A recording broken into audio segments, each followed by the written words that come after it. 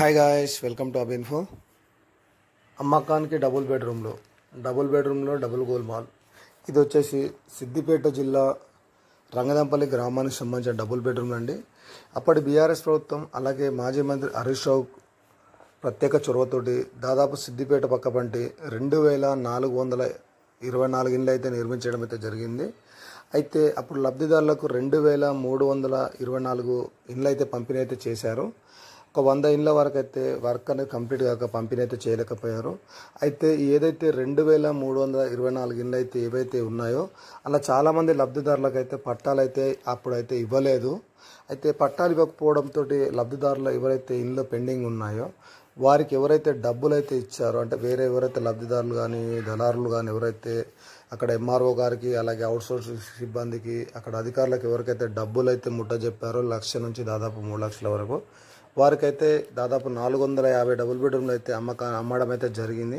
ఈ విషయమై మంత్రి హరీష్ రావు దృష్టికి అయితే తీసుకెళ్లడంతో హరీష్ రావు అయితే అక్కడికి వెళ్ళడం అయితే జరిగింది. ఈ హరీష్ రావు ఏం చెప్పారంటే, దాదాపు ఎవరైతే లబ్ధిదారులు ఉంటారో ఇల్లు అయితే మీరు ఎవరికి రెంట్కి ఇవ్వకండి, అలాగే అమ్మకానికి అయితే పెట్టకండి, మీ ఇంట్లో మీరే ఉండండి, మీరే అర్హులు అని చెప్పేసి అక్కడ అధికారులు అయితే చెప్పడం అయితే జరిగింది. అధికారులకు అలాగే అక్కడ లబ్ధిదారులకు కూడా చెప్పడం అయితే జరిగింది. అయితే ఈ మున్సిపల్ సిబ్బంది అలాగే ఎంఆర్ఓ గారు అలాగే అవుట్సోర్సింగ్ సిబ్బంది ఎవరైతే ఉన్నారో వీరందరూ కలిసి డబుల్ బెడ్రూమ్ అమ్మకానికి అయితే చేశారు. కాబట్టి వీళ్ళందరిపైన ప్రభుత్వం అయితే చర్యలు తీసుకుంటుందని చెప్పేసి అధికారులు అయితే చెప్తున్నారు. మీరు కూడా డబుల్ బెడ్రూమ్ వచ్చింది కదా మేము అమ్ముకుంటాం, లేదా ఎవరికైనా రెంట్కి ఇచ్చుకొని మేము ఎక్కడైనా ఉంటామని చెప్పి మీరు అనుకుంటే మాత్రం మీ డబుల్ బెడ్రూమ్ను కూడా ప్రభుత్వం అనేది రిటర్న్ తీసుకుంటుంది. ఇదైతే ప్రజెంట్ ఇక్కడ రంగనాపల్లికి సంబంధించిన అప్డేట్ ఇది.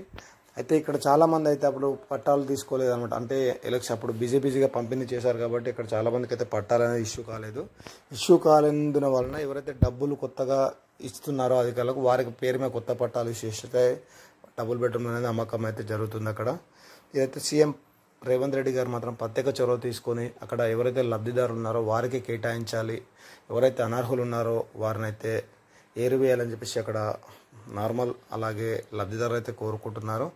అదే ఈ విషయమై ఎలా ప్రభుత్వం రియాక్ట్ అవుతుందో చూడాలి. ఇదైతే ప్రస్తుతం ఇది మనకు పేపర్ కటింగ్ అండి, పేపర్లో వచ్చిన న్యూస్ ఇదండి ప్రజెంట్ డబుల్ బెడ్రూమ్ సంబంధించి. అలాగే డబుల్ బెడ్రూమ్ సంబంధించి ఏదైనా అప్డేట్ ఉంటే మన ఛానల్